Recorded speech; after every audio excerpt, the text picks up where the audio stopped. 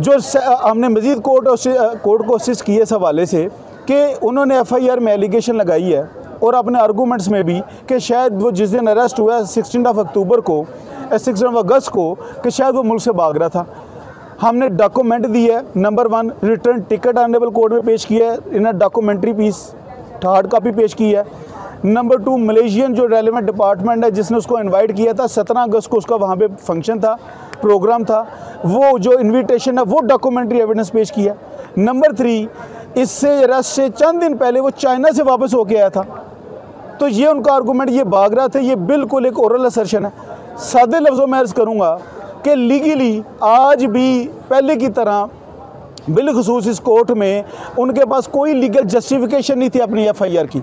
देखें, जब FIR होती है वो सिर्फ एक पेपर ऑफ एलिगेशन है, एक इल्ज़ामात का एक कागज़ है, एलिगेशन ऑफ पेपर है। वो उसको प्रूव करने के लिए कोरैबोरेटरी एविडेंस होना चाहिए एजेंसी के पास, कोई डॉक्यूमेंट्री एविडेंस नहीं है।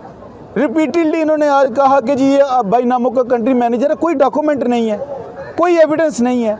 कहा जी 3,26,000 ये जी बाईनामों और वहाँ से ये मनी गेन्स हैं, कोई डॉक्यूमेंट्री मनी ट्रेल नहीं है, कोई एक एविडेंस नहीं है। आप भी मौजूद थे, मैंने ओपन कोर्ट में उसे क्वेश्चन पुट किया कि बताएं, दें कोर्ट को एविडेंस कि ये जो $3,26,000 है ये बाईनामों से आया है। अगर दें डॉक्यूमेंट कोर्ट में, I wood out of the court. कोई डॉक्यूमेंट नहीं है। ये कहा कि हो सकता है कि ये दहशतगर्दी से आया हो या फंडिंग की गई हो साथ को, या देखें एग्जैक्टली यही बात है।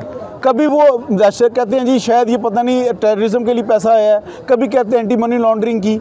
यही तो मेरा केस है, मैं रिपीटेड वहाँ पुट कर रहा था कि आप बात करें पीका की, ये FIR नंबर 196/25 की, ये जो इंस्टेंट FIR में आप खड़े होकर आर्गूमेंट्स कर रहे हैं, इसमें आपने एलिगेशन लगाया है, इस एलिगेशन का कोलैबोरेशन में आपके पास क्या है?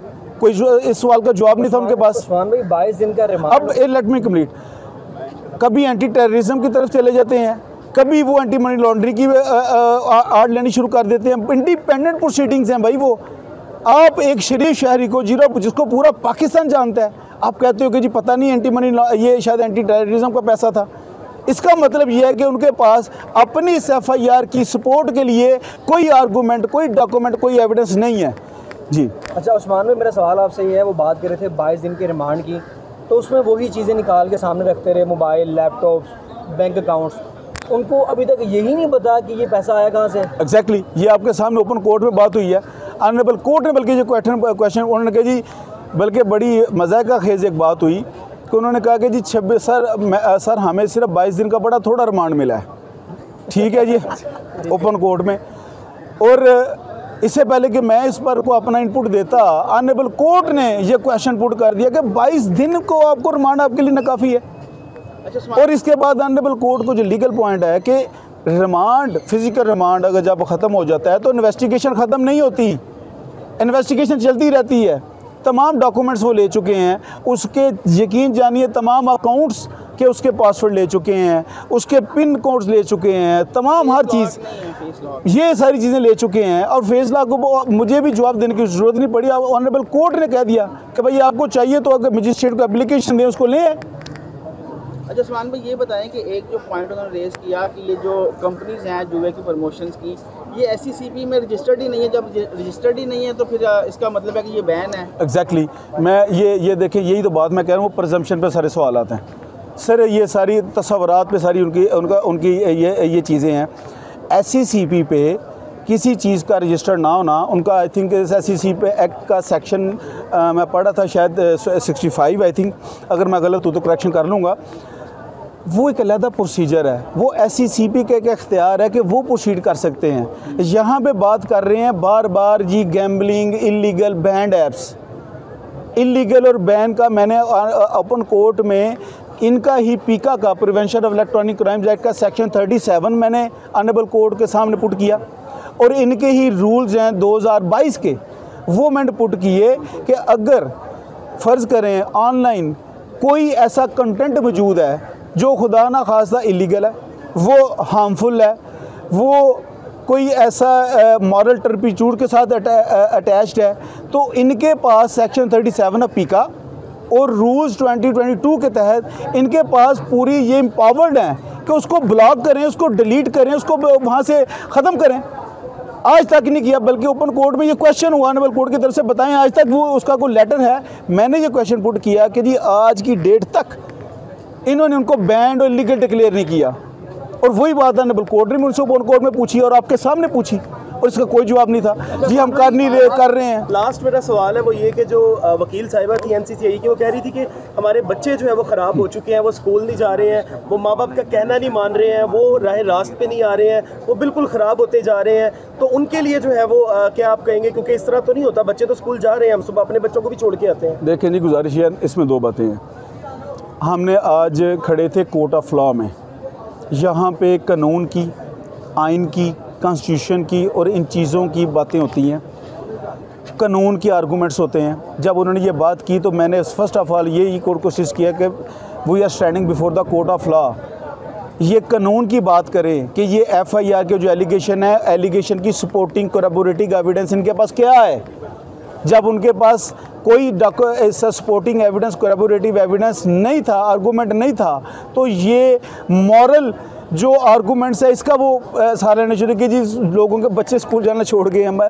फिर मैंने ओपन कोर्ट में, फिर मैंने भी उसी अंदाज में अदालत ज़ूर के एहतराम को, डकरम को मलूज़ात रखते हुए मैंने भी थोड़ी अर्ज़ की कि जनाब मैं तो सुबह घर से निकला हूँ कि लोगों के बच्चे भी स्कूल जा रहे हैं, ट्यूशन्स पे भी जा रहे हैं, माशाल्लाह अच्छे मार्क्स भी ले रहे हैं, अगर कोई अच्छे मार्क्स नहीं लेता तो उसको घर से डांट भी पड़ती। तो ये तो मेरा ख्याल है मज़ाक़ा खेज़ बातें हैं, ये आर्गूमेंट है कि जी बच्चे स्कूल जाना छोड़ना शुरू हो गए। ये बताएं कि क्या आपका इतना वसीयत चल रहा है, ये बताइए कि क्या कंप्लेनेंट को सीक्रेट रखा जा सकता है? क्योंकि उन्होंने कहा कि कौन आके बताएगा कि मैं जुए में पैसे हार गया हूँ, तो क्या कंप्लेनेंट की सीक्रेसी रखनी पड़ती है? देखिए ये तो बड़ी अजीब बात अपनी बात है।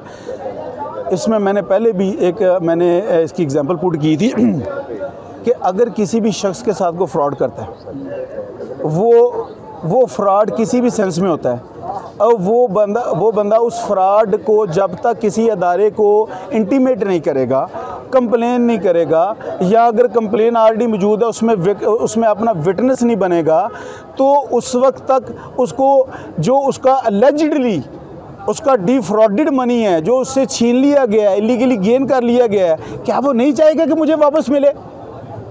कि यहाँ वो कहेगा जी मेरे पैसे चले गए, ठीक है जी मैं अब घर में। इसलिए अगर ऐसा कोई वाक़या होता, अगर ऐसा कोई विक्टिम होता, कोई ऐसा एग्रीव्ड होता, तो साहब एनसीसीआई स्पेसिफिक अमाउंट बताता। ये सारी चीज़ें थी, और इतनी तशहीर हुई है इस मुकदमे की इलेक्ट्रॉनिक और सोशल मीडिया पे, कोई तो ये विक्टिम लेके आते, आज तक नहीं लेके आ सके। अच्छा, ये मुझे बताएं कि इस तरह की जो रकम होती है जो वो सरकार जो है वो अपनी जब्त कर लेती है, या वो वापस सुपुर्दारी पे वापस दी जा सकती है? नहीं, देखें ये एक जैसे मैंने किया था, देखें पहले एक रिमांड की स्टेज से हम रिमांड पे आप लोगों के साथ बात करते थे, आपसे सीखते थे और अपनी भी राय देते थे।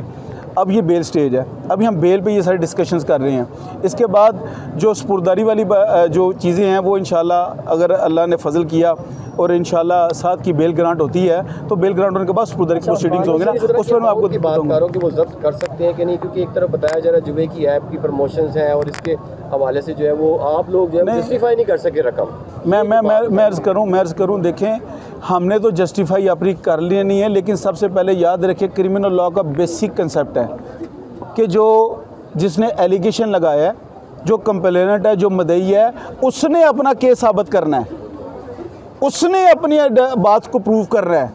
उनका एलिगेशन ये है कि ये अमाउंट बाय नेमो या उनकी प्रमोशन से है। ओनस और बर्डन इस चीज़ को प्रूव करने का कि ये पैसा बायनामों से है, इसका बर्डन उनके ऊपर है, वो हमने प्रूव नहीं करना।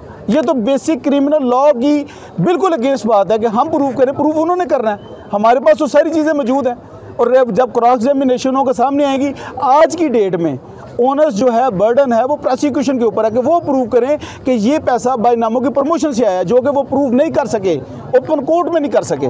Thank you. अच्छा उस्मान भाई, मेरा लास्ट सवाल आपसे ये है कि कोर्ट रूम में सुबहान के हवाले से भी बात हुई। हाँ जी। और असद नदीम के हवाले से भी बात हुई।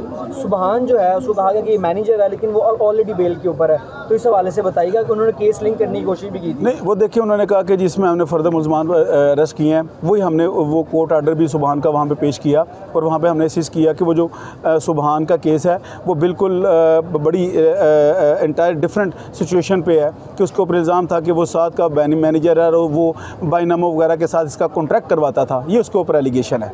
ठीक है, उसके हमने ये कोर्ट आर्डर इनको प्रूव किया है कि साद का और उसका कोई लिंक साबित नहीं हुआ। नंबर 1, साद ने सुबहान ने साद का कोई बाइनामो से कॉन्ट्रैक्ट करवाया, कोई डॉक्यूमेंट उसका सामने नहीं आ सका और उसकी हद तक भी जितना भी उसका इल्ज़ाम था वो बेशक बड़ा लेसर था, वो भी प्रूव नहीं हो सका। बड़ा इंपॉर्टेंट क्वेश्चन है सर, ये बताइएगा कि वो कह रहे हैं कि सोर्स अगर हमारे पास नहीं है तो आपके पास भी सोर्स नहीं है आपकी इनकम का, आप भी सोर्स मैं अर्ज़ करता हूँ। देखिए, सोर्स ऑफ इनकम की बात करते हैं ना जब वकास साहब, तो मैंने रिपीटेडली ये असिस्ट की है कोर्ट में भी, आज मैं दोबारा दोस्तों से अर्ज़ करता हूँ। देखें, हम बेल सीख कर रहे हैं पीका में कि हमने सेक्शन 13, 14, 25, 26 की वायलेशन की है, खुदा ना खास्ता। हमने इस चीज़ को देखना है कि इन सेक्शन को और उनके FIR के एलिगेशन को सपोर्टिंग डॉक्यूमेंट्स एविडेंस उनके पास है, जो कि आपके सामने कोई चीज़ नहीं है। अब अगर वो मांगते हैं कि जी आपके अकाउंट में अगर ये इतने पैसे पड़े हैं, सर्टन अमाउंट पड़ी है, इसकी हमें मनी ट्रेल दें, वो एक इंडिपेंडेंट प्रोसीजर है, इंडिपेंडेंट प्रोसीडिंग है। वो अगर हम प्रूव नहीं कर सकेंगे तो उनके पास एमला की ऑप्शन मौजूद है। जब हमें वो नोटिस करेंगे एमला का और हम उनको अपने जो FBR की रिटर्न्स हैं, अपने सोर्सेज ऑफ इनकम हैं, वो एमला में जाकर उनके सामने रखेंगे। आप नहीं समझते कि ये 3,26,000 जो स्पेसिफिक अमाउंट है, इसका सोर्स तो आपको देना चाहिए कि ये सोर्स है हमारा यार। मैं अर्ज़ कर रहा हूँ, देखें अभी तो चल रहा है इन्वेस्टिगेशन, आपके सामने एक्स पार्टी सारी चली है, यकतरफा तफ्तीश हुई है। हमें तो रिपीटली कहते रहे हैं कि भाई हमारे यानी ये हमारा जो लेटर है मलेशियन गवर्नमेंट का इन्विटेशन रिटर्न टिकट है, ठीक है, ये भी वो पार्ट ऑफ एविडेंस बनाने के लिए तैयार नहीं है। रही बात हम अपना प्रूव करने की, जब ट्रायल आएगा हम एक एक डॉक्यूमेंट कोर्ट में एग्जिबिट करेंगे अपना और कोर्ट के सामने प्रूव करेंगे इंशाल्लाह। रही बात अब बेल की, बेल में तो आज उन्होंने ये चीज़ें देखनी है जो मैंने अर्ज़ की है।